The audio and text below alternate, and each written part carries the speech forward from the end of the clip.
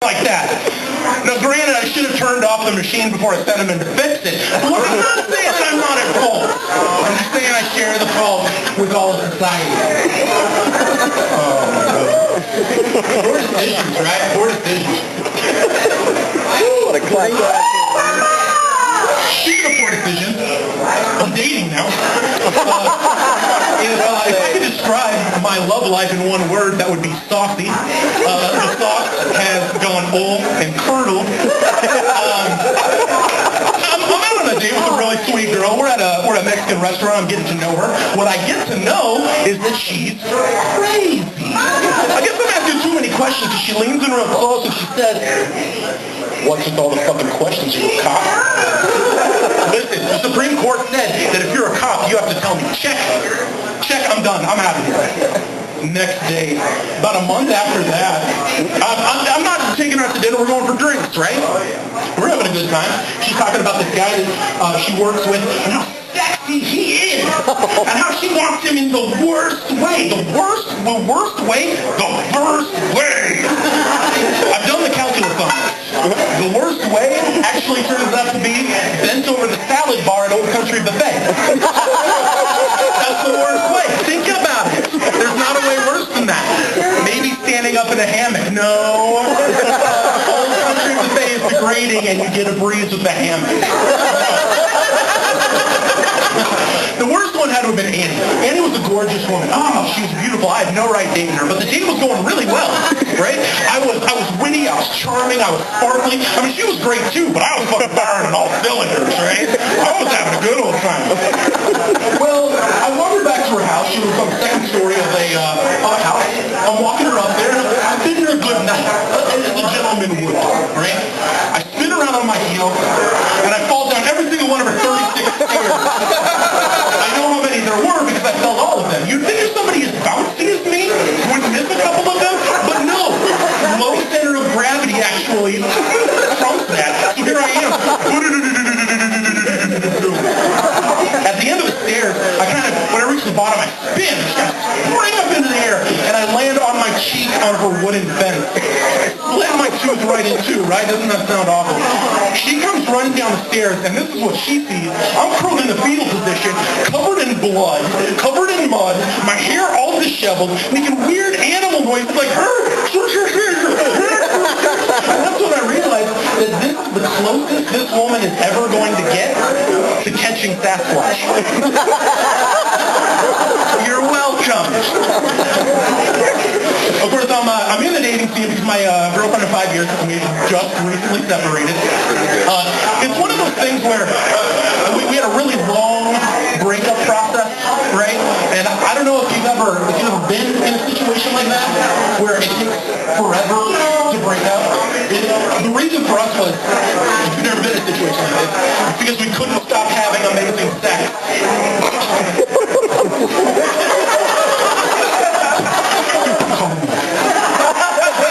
Actually, call my mother and she'll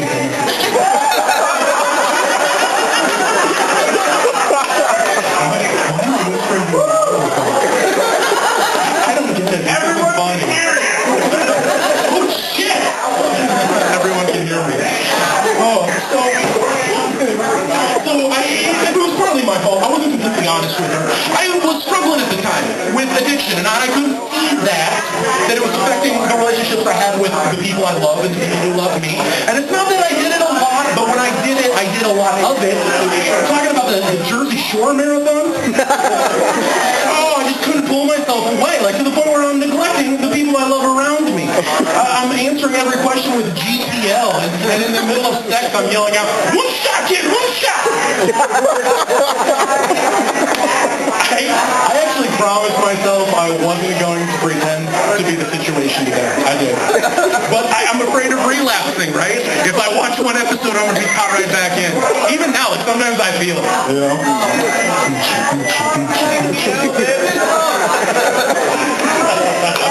I did also set her house on fire. Oh, that's a good story, Ronnie. Oh, let me tell you more about it.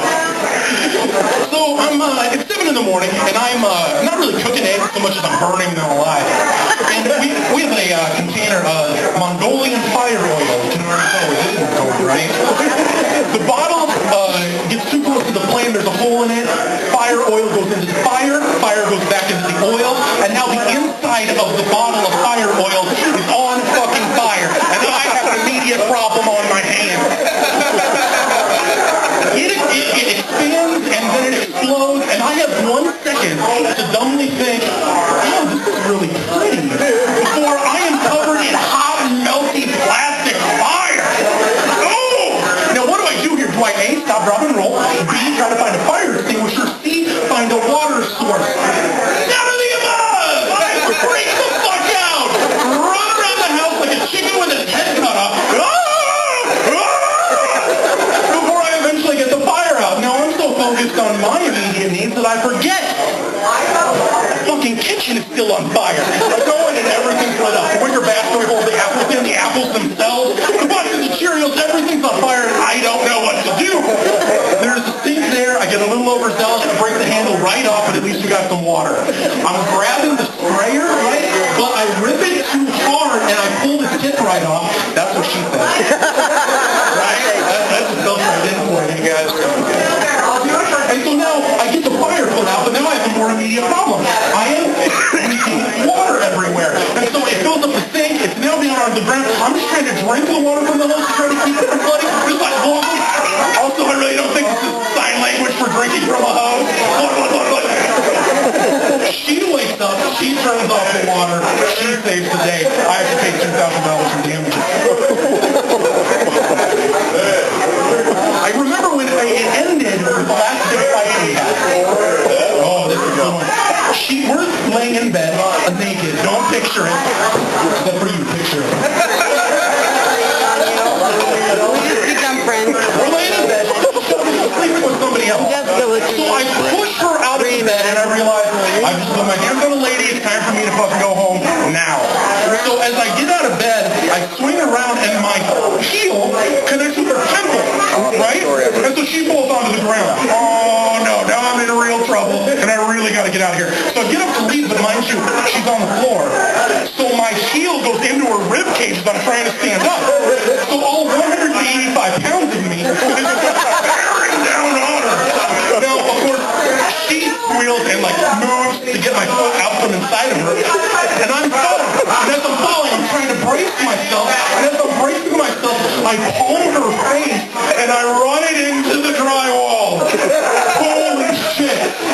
I'm going to have to tell the cops that I'm some fucking naked ninja who went to like press and kick into rib stomp into face plant.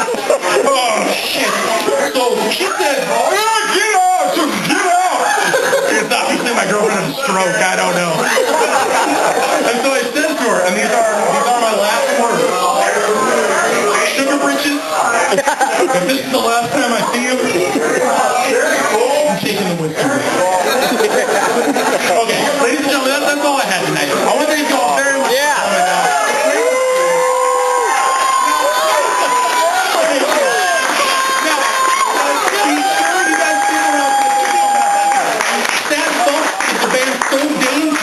They were put on the no-fly list and then taken off after they arm wrestled Obama to the fucking ground. It's proof these guys here.